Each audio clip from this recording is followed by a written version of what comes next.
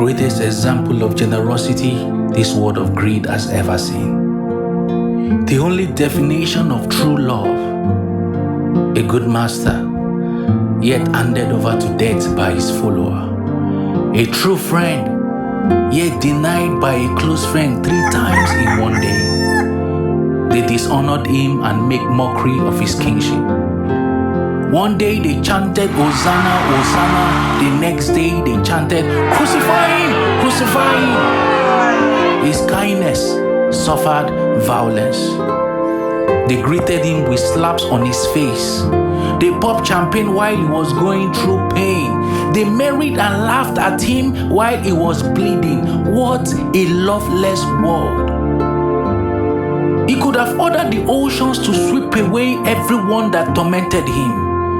He could have blinded and paralyzed those that wanted him crucified. He could have ordered the heavenly host of angels to uproot and burn the cross. Rather, he accepted the trade by barter deal.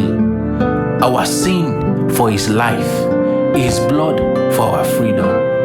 He endured the torture of men only to whisper forgiveness on the cross. When he was on the cross, God did not see his son. God saw our sin. The divine fell in the hands of humanity so that humanity might fall in the hands of the divine. They hung him high and stretched him wide on the cross and nailed him on the cross till he died. The sun got embarrassed and refused to shine. The ground got nervous and began to tremble. They sealed him up in a rock, not knowing he was, and still the rock of ages.